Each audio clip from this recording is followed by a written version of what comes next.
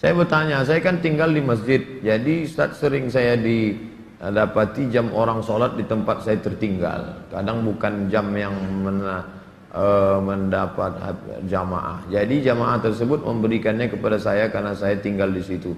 Bagaimana itu Pak Ustaz? Buat pengumuman kehilangan, pernah saya buat gak ada respon. Sekarang di kamar saya ada 2 jam orang tertinggal. Misalnya saya mau pakai, gimana hukumnya Pak Ustaz? Ini namanya luqatah. Luqatah, barang temuan itu menjadi milik engkau wahai adinda kalau sudah setahun tak ada pemiliknya. Setahun tak ada pemiliknya, catat tanggalnya. Setahun tak ada pemiliknya, maka punya engkau. Berdoalah, pokoknya selama setahun itu berdoa supaya tak datang pemilik. Kalau dalam setahun itu ada pemiliknya, apa boleh buat, belum rezeki. Mudah-mudahan ada yang kehilangan lagi.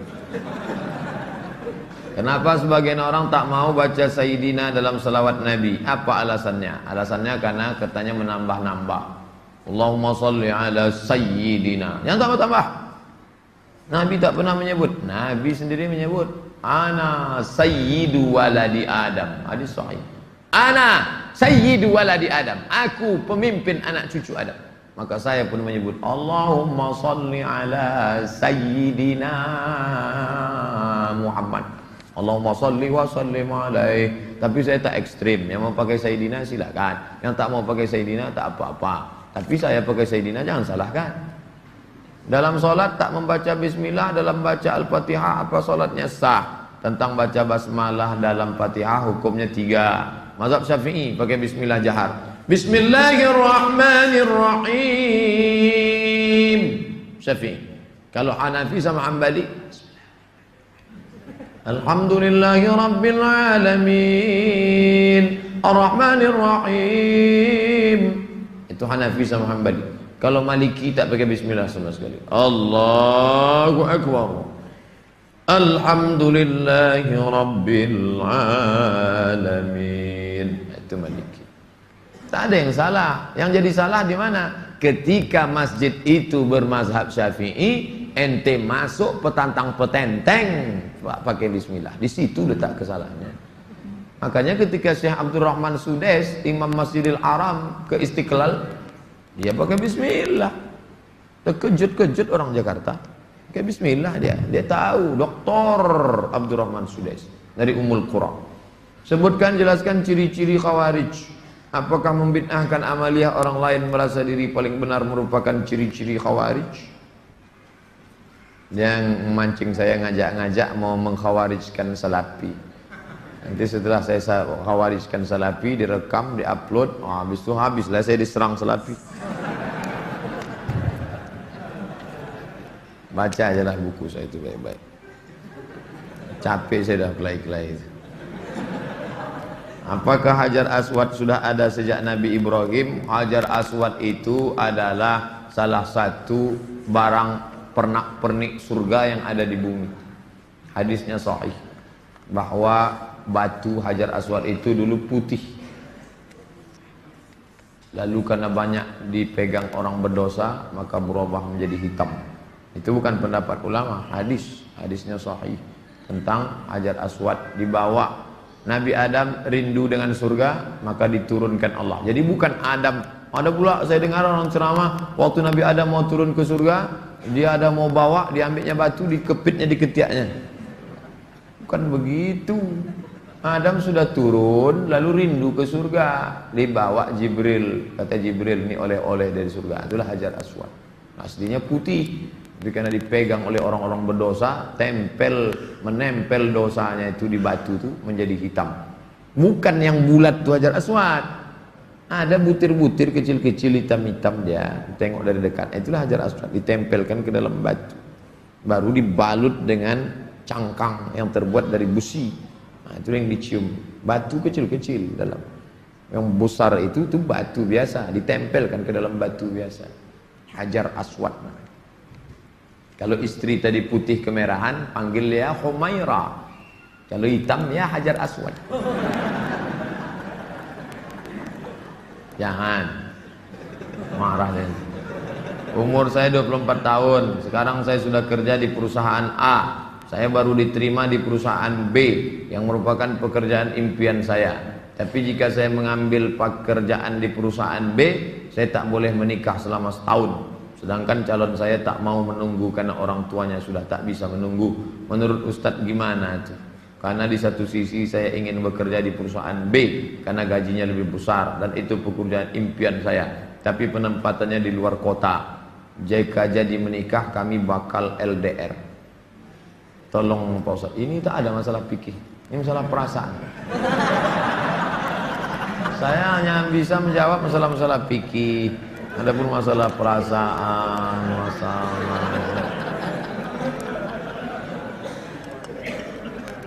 saya yang bisa saya jawab tuh halal, haram, makruh, mubah, rukun, syarat, wajib, sunat, sunat muakkad. Adapun masalah ini baiknya kalian duduklah musyawarah. Adinda, kita menikah ini kan saling pengertian. Aku kuliah pontang-panting mau kerja ini kerja kembali. Tolonglah kau pahami keadaanku sekarang. Kalau dari awal aja dia tak bisa ngerti kita, gimana setelahnya? Ini belum lagi menikah, main paksa-paksa, tak bisa. Ini dua makhluk yang berbeda. Walaupun sama-sama mau makan telur ayam, yang satu mata sapi, yang satu dadar, bisa berkelahi. Dia harus mengalah. Hari ini aku mata sapi, besok kau dadar. Ya, lama-lama yang mata sapi suka dadar, yang dadar suka mata sapi. Harus begitu. Nah, kan keperasaan juga ujung. Berapa menit setelah berbuka baru azan Pak Ustaz? Waktu azan itulah berbuka. Tengok definisi puasa. Imsakun nafsi, menahan diri, anil mahzurati, dari semua yang membatalkan puasa, min tulu'il fajri, dari terbit fajar. Terbit fajar itu azan subuh, ila ghurubis syamsi, tenggelam matahari, syafaq ahmar, azan maghrib. Hanya saja bagi muazin minum dia dulu. Muazin itu dianjurkan minum dia. Zahabadh dhama'u wa batallatil uruq wa thabatal ajru, baru dia azan. Allahu akbar, Allahu akbar. Nah, itu dah minum tuh. Kalau yang belum minum, Allah, belum minum tuh. Apakah boleh kita makan setelah selesai, setelah Isya masuk? Yang penting batalkan dulu puasanya dengan minum kah, makan buah kah. Jangan makan es, karena usus itu kering. Knalpot yang kering panas disiramkan air es, mengelupas cat-catnya. Begitulah usus kita itu rusak. Maka yang paling bagus orang Mesir, korma kering, bukan korma yang basah, korma kering, pecah-pecah, buang bijinya, masukkan ke dalam, siram pakai air panas. Agak-agak 2 jam menjelang berbuka. Nanti menyatu dia, diminum. Itu yang paling bagus. Minum kesukaan Nabi, air korma. Minum air korma. Bagus, manis dia, maka usus kita awet. Apakah batal puasa mencicipi gulai untuk merasakan garamnya? Mazhab Hambali mengatakan tak batal, karena dia tak masuk ke rongga, tak masuk ke dalam, hanya di ujung lidah. Di ujung lidah ini ada perasa. Jadi teteskan, maka tak batal, karena tak masuk. Habis dirasanya gini, habis itu di ludahnya boleh. Tak masuk ke sini, tak masuk. Mazhab Hambali, tapi saya tak mengamalkan. Saya tidak mengamalkan. Ini saya jawab, mana tahu nanti ada ustadz. Saya bilang tak boleh. Tiba-tiba ada ustadz mengatakan, oh tak tahu Ustadz Somad. Saya tahu, tapi saya tak amalkan. Kenapa? Membuka pintu celah. Saya tak menyalahkan Imam Hambali. Orang sekarang imannya tak macam Hambali. Asik mencicip aja dari pagi. Cicip. Ustadz gimana cara menghafal Quran? Kami dulu aturan di Al-Azhar tidak pakai SKS, kuliah tak SKS, setahun dipaket 14 mata kuliah, 2 juz Al-Quran, tidak pakai SKS, tahun 1, tahun 2, tahun 3, tahun 4, 14, 2 juz. Jadi cara kami sebelum subuh dihafal dulu, satu halaman, sebelum subuh hafal 1 halaman. Nanti ke masjid, qobliyah subuh baru diulang waktu baca. tahiyatul masjid itu dibaca, maka lama sholatnya karena mengulang setengah, satu rakaat setengah diulang. Tahiyatul masjid, qabliyah subuh, duha, qabliyah zuhur, ba'diyah zuhur, dalam sholat zuhur, qabliyah asar. Nanti asar distorkan ke syekh. Biasanya di tiang-tiang syekh nunggu ngapal. Siapa yang mau menghafal? Ngantri panjang, nyetorkan hafalan. Tradisi itu tak ada di Pekanbaru. Kalau di Mesir menyetorkan hafalan, ngantri menjelang asar sampai maghrib, menyetorkan hafalan setengah juz. 1 hari 2 hari, jadi 20 hari hafal 1 juz. 20 hari. Nah, baru waktu yang lain dipakai untuk menghafal. Ujian tak boleh bawa buku, masuk ke dalam hanya pena saja, bawa kertas tak boleh. Kalau ketahuan mencontek, ditangkap, bisa dicabut, deportasi. Jadi kalau sudah deportasi, putus beasiswa, pulang tak dapat tiket, diusir dari asrama, malu. Karena dulu sebelum berangkat udah kenduri motong kambing. Jadi tekanannya tinggi. Jadi ketika saya pulang, saya terapkan sistem itu, tak boleh nyontek. Semuanya menyontek. Akhirnya saya berpikir, gimana supaya saya buat 10 soal. Buat 10 soal, bagi. Boleh nyontek Pak? Silakan. Oh kok lain soalnya? Lalu tahu dia. Saya masih muda Ustadz, ya kelihatan dari tulisannya. Saya menyukai seorang akhwat. Alhamdulillah. Sempat antum suka ikhwan? Masuk antum yang 144 di. Apa yang harus saya lakukan Pak Ustaz? Kalau untuk meminang sekarang saya tak bisa karena masa kuliah. Saya nggak mau pacaran, tapi saya takut nanti akhwat yang saya suka ini diambil orang. Apa yang harus saya lakukan Pak Ustaz? Antum datang ke orang tuanya, Pak, saya mau minang anak bapak. Kapan kau nikah? Ya setelah selesai kuliah lah. Semester berapa sekarang? Baru daftar Pak.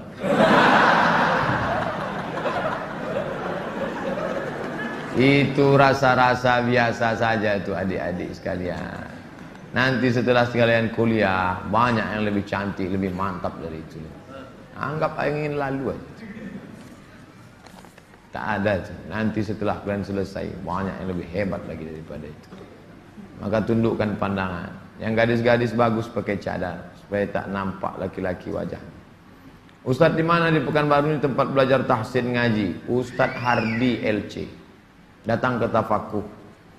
Banyak kajian. Jamnya ada. Datang ke kantor Tafakuh depan gedung guru. Dari sini sebelum Purna MTQ, gedung guru sebelah kanan ada perkantoran Sudirman. Di depannya ada karaoke Rosa. Tapi jangan antum masuk ke situ. Kanan karaoke, yang kirinya Tafakuh. Dr. Mustafa Umar. Tanya, ada Ustadz Hardi? Nah, daftar tahsin dengan Ustadz Hardi.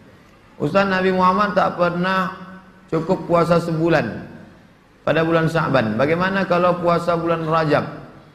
Tidak pernah cukup puasa. Pernah Nabi. Bulan Sya'ban pernah Nabi sebulan. Karena Rasulullah SAW yasumu Sya'ban kullah. Kata ulama mana kullahu, pernah dia sebulan. Tapi tidak tiap tahun. Pernah, tapi tidak tiap tahun. Bagaimana dengan Rajab? Rajab bagus. Mana dalil puasa Rajab? Wa minal hurumi fasum, berpuasalah engkau di bulan-bulan haram. Bulan haram itu Zulqa'dah, Zulhijjah, Muharram, Rajab. Dalilnya umum. Ustadz, gimana biar istiqomah sholat di masjid? Begitu sedengar azan langsung bangkit. Karena waktu azan berkumandang setan lari tunggang langgang. Wa 'alaiha duratun, sampai terkentut-kentut. Begitu terdengar azan, Allahu Akbar, Allahu Akbar, bangkit langsung berangkat. Jangan antum santai nanti aja lah menunggu iqamat. Oh enggak, langsung berangkat, langsung ke masjid. Intizarus shalah ba'da shalah, menunggu salat. Paksa-paksakan sampai dia mendarah daging sehingga kalau tak salat meleleh air mata antum. Itu baru terasa manisnya salat jamaah. Apa saja penyebab rezeki dihambat Ustaz? Kami sudah kerja potong panting tapi hasilnya selalu kurang, malah hutang tambah banyak. Banyak berdoa kata Nabi pada orang yang dililit utang, Allahumma inni a'udzubika minal hammi wal hazan wal ajzi wal kasal wal jubni wal bukhul wa dhala'id daini wa ghalabatir rijal. berusaha. Kalau engkau belum diberi Allah, husnuzan pada Allah. Tak sulit bagi Allah menyehatkan Ayub, tak sulit bagi Allah menyelamatkan Yusuf, tak sulit bagi Allah membuat Ibrahim punya anak Ishak, tak sulit bagi Allah menolong Muhammad sallallahu alaihi wasallam.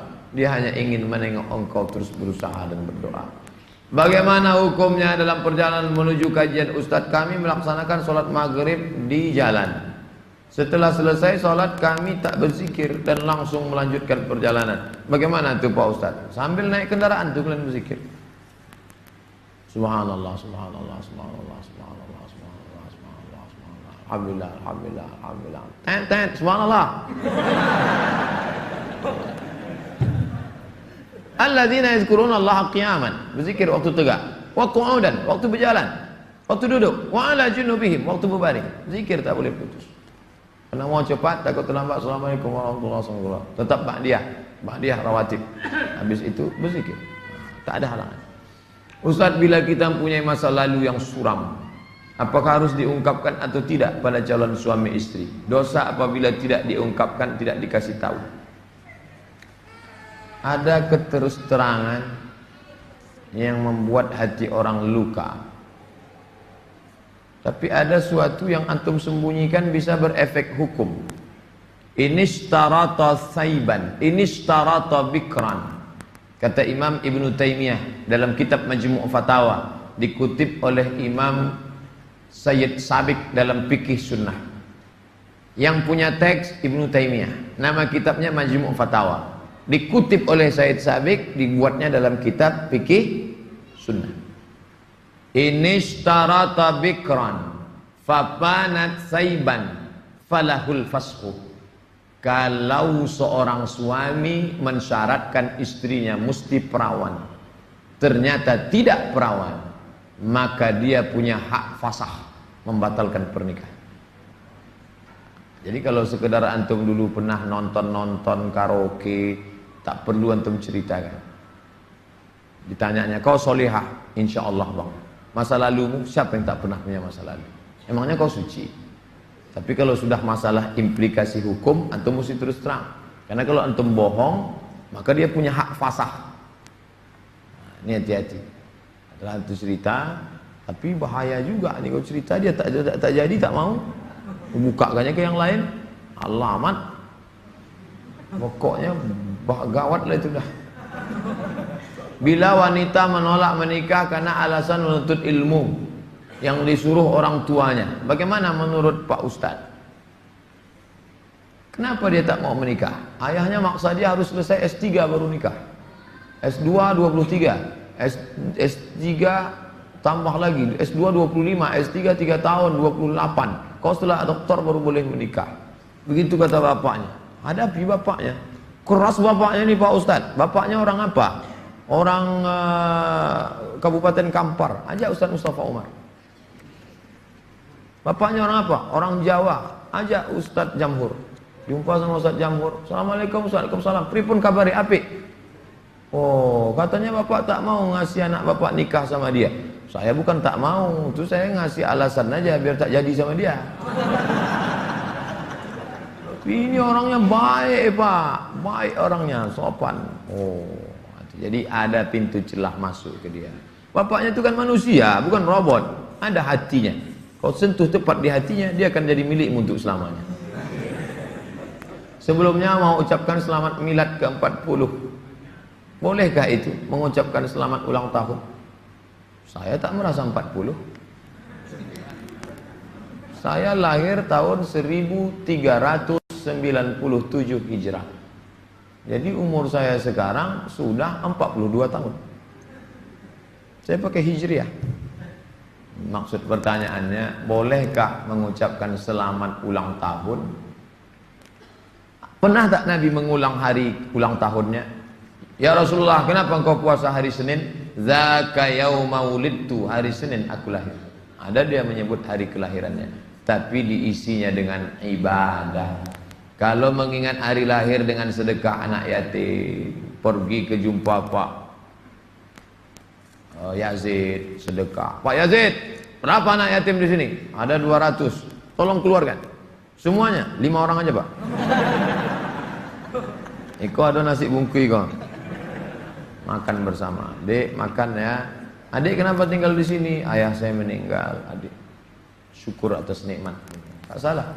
Tapi kalau dikumpul kawan-kawan, hari ulang tahun, dipecahkan telur ayam, telur itik, telur bebek, dikasih pula ini, diikatkan di tiang listrik, disiram kopi, rupanya ada kabel telanjang, kontak mati. Buat dosa aja. Saya punya teman, suka sekali berjudi. Sudah berkali-kali saya nasihati, tak juga mau berhenti. Saya suruh teman lain juga tak mau. Bagaimana cara menyadarkannya Pak Ustaz? Panggil polisi. Angkat. Banyak jamaah kita polisi. Nanti saya kasih nomor. Jamaah kita banyak polisi. Saya kasih nomor. Di mana dia selalu main? Dia tangkap. Yang narkoba tangkap. Ada cerita. Kertas terakhir. Boleh sholat berjamaah di masjid agak jauh dari rumah, tapi musola lebih dekat dari rumah kita. Bagaimana yang lebih baik? Kalau di masjid yang jauh itu engkau pergi karena ada pengajian Ustadz Mustafa Umar, ada pengajian Ustadz Mawardi Muhammad Saleh, tapi masjid yang dekat tetap ada sholat berjamaah, boleh. Tapi kalau sampai masjid musola yang dekat rumah tak ada orang sholat berjamaah, istahwadan alaihimus syayatin, sekeliling kampung itu diganggu setan. Musola, surau, langgar, masjid yang sudah dikomitmen sholat berjamaah, tiba-tiba tinggal tak ada berjamaah, istahwadat alaihimus syayatin. Nah, jadi perhatikan baik-baik. Pak Ustadz, memang di situ tak ramai, tapi pasukan inti adalah. Oke, tak masalah. Antum pergi ke masjid sana karena ada pengajian di situ. Tapi kalau sampai kosong, antum yang azan di situ, antum azan sholat dulu, selesai sholat baru pergi ke sana. Azan subuh sudah siap di masjid musola. Kita sholat sunat fajar di rumah. Siap sholat sunat baru kita ke masjid. Apakah sah sholat? Apakah sholat sunat kita itu? Sholat sunat di rumah, rumahnya dekat. Tapi kalau rumahnya jauh, sholatnya di masjid. Nabi sholatnya kan di rumah. Nabi itu jarak dia 22 meter. Dari mimbar Nabi ke dinding kamar Nabi 22 meter. Kita berapa kali belok? Terakhir, apa boleh sholat tarawih di masjid jauh dari rumah kita, sedangkan masjid musola ada dekat? Sama jawaban macam tadi. Ala hazihin niyah. Al-Fatihah. A'udzubillahi minasyaitonir rajim. Bismillahirrahmanirrahim. Alhamdulillahi rabbil alamin. Ar-Rahmanir Rahim. Maliki yaumiddin. Iyyaka na'budu wa iyyaka nasta'in. Ihdinas siratal mustaqim. Siratal ladzina an'amta 'alaihim ghairil maghdubi 'alaihim waladdallin. Amin. A'udzu billahi minasy syaithanir rajim. Bismillahirrahmanirrahim. Alhamdulillahi rabbil alamin. Wassalatu wassalamu ala asyrafil anbiya'i wal mursalin wa ala alihi wa sahbihi ajma'in. La tada' lana fi maqamina hadha wa fi sa'atina hadhihi dhanban illa ghafartah wa la hamman illa farajtah wa la daynan illa qadaitah wa la daynan illa qadaitah. Segala hutang kami bantu kami melunasinya ya Allah. Wala mumtahinan illa najahta. Saudara kami yang sedang ujian pekerjaan, ujian masuk perguruan tinggi, luluskan ya Allah. Wala aziban illa zawwajta, yang akan menikah mudahkan urusan pernikahannya ya Allah. Wala maridan illa syafaitah, yang kau uji dengan penyakit sembuhkan, sehat dari penyakitnya ya Allah. Wala mayitan illa rahimtah, yang meninggal dunia curahkan rahmat dan kasih sayangmu pada mereka ya Allah. Allahumma khtim lana bi husnil khatimah wa la taqtim alaina bi su'il khatimah. Allahumma ja'al akhir kalamina 'inda intihai ajalina, jadikanlah akhir kalam kami ketika ajal kami sampai, qaula la ilaha illallah. Rabbana atina fid dunya hasanatan wa fil akhirati hasanatan wa qina adzabannar. Sallallahu ala sayyidina Muhammadin wa ala alihi wa sahbihi wasallam. Walhamdulillahi rabbil alamin. Taqabbalallahu minkum minna wa minkum taqabbal ya karim. Saya ucapkan selamat menunaikan ibadah Ramadan 1438 Mohon maaf zahir dan batin. Taqabbalallahu minkum taqabbal ya karim. Marhaban ya Ramadan. Wassalamualaikum warahmatullahi wabarakatuh.